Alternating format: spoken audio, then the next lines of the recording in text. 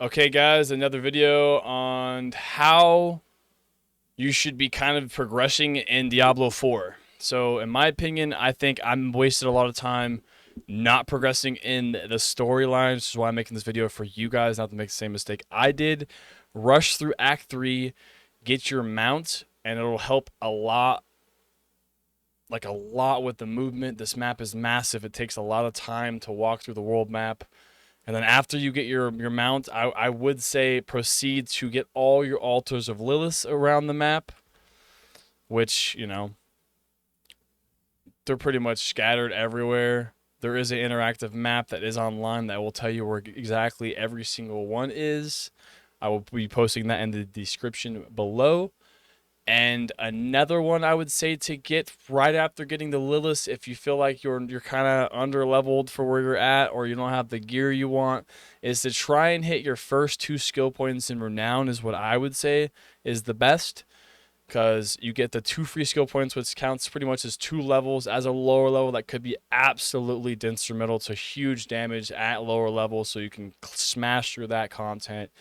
And another one after that I would say would be potions. Make sure you're always popping consumables. So consumables are super important because, as you can see, every single consumable in the game besides incenses, they give you 5% experience gained. So this helps you extreme amounts on your leveling progression speed. So, and for certain classes too, if you can afford it and you have the mats, like, you can get certain ones, elixir of undead slaying, elixir of beast slaying, elixir, of human slaying, I think. And you literally do more damage to those certain types of monsters. So look into those if you are progressing in those zones that do have more of those type of mobs that would help you out. And make sure you absolutely do upgrade your potions when you are leveling too. I made a couple mistakes as well, not realizing the potion upgraded, almost every 10 levels. Like early on, I kind of smashed through 1 to 40 really quick. I still had the level 10 potions at level 40. It was kind of absurd. And then legendary aspects, I would say this is like another way to climb when you don't have every single legendary aspect for your build or to make you become a stronger character yet. Don't be scared to throw in a couple skill points into a different skill that could potentially help you out and give you more survivability until you get your right legendary aspects. But make sure you look around for your certain codex of powers to see if you can get them from a dungeon as well, because this helps out a lot. You can use them as much as you want on any piece of gear, and you can come here and see the list if this goes on and on and on. Not every single aspect is in here, though. Keep note, and the ones that aren't in here are good to keep to the side. And another note, the ones you get from these codex of power are always the lowest roll. And another currency in game that you do need to look out for, I would say, would be obols.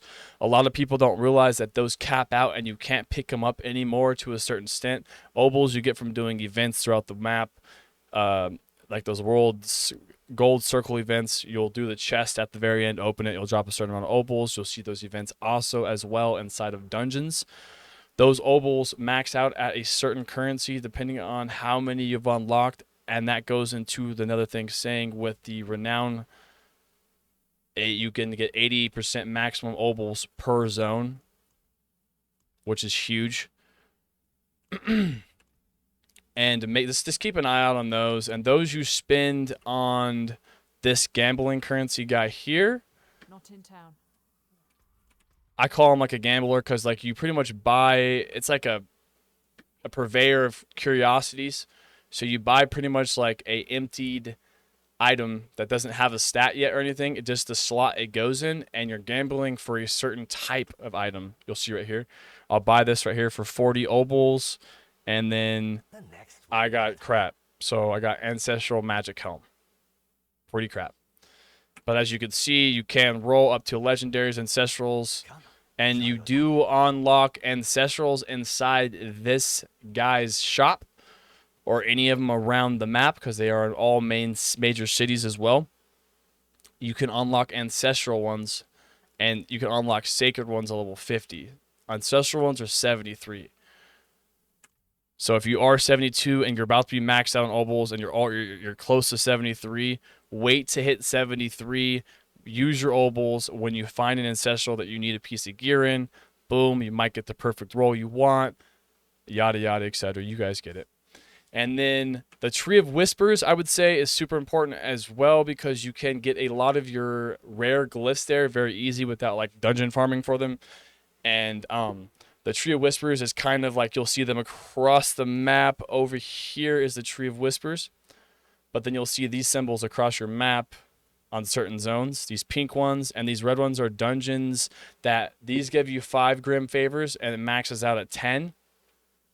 So when you get 10 Grim Favors, you go to the Tree of Whispers, and this gives you, every once in a while, you'll get a legendary cash guaranteed. I think it's 1 out of every 3.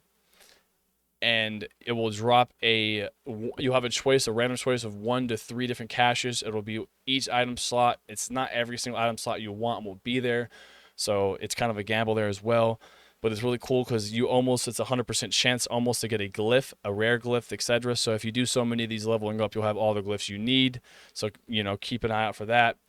And then to push, like, I would say, like, Nightmare Sigils and Nightmare Zones as a way to change the aspects and different buffs of your current dungeon you want to go into.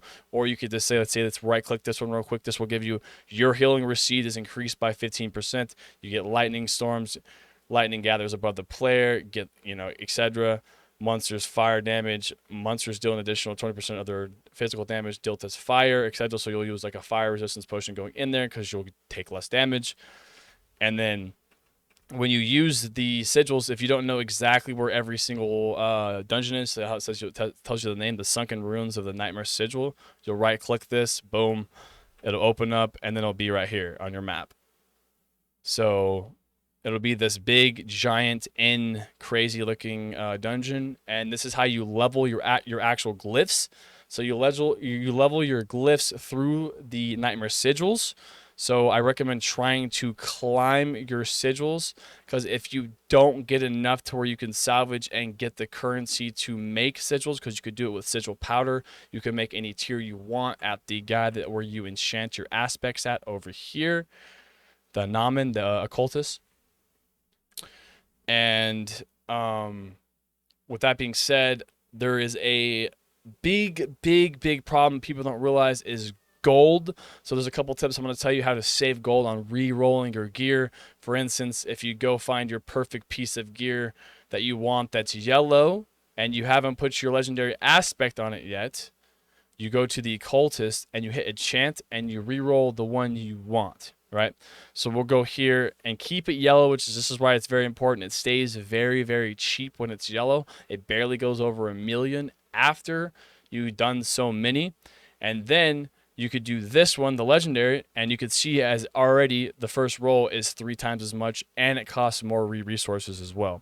So keep a note, this is how you will save a lot of money and hundreds of hours of grinding out currency to level your gear, is make sure you reroll your stats all the time at yellow. And I understand sometimes you find some pretty badass legendary pieces. If you think it's absolutely worth it to roll that 1 stat on a legendary piece, go for it if it's worth it. And that is it for this video, guys. You have an amazing day. See you guys on the next video.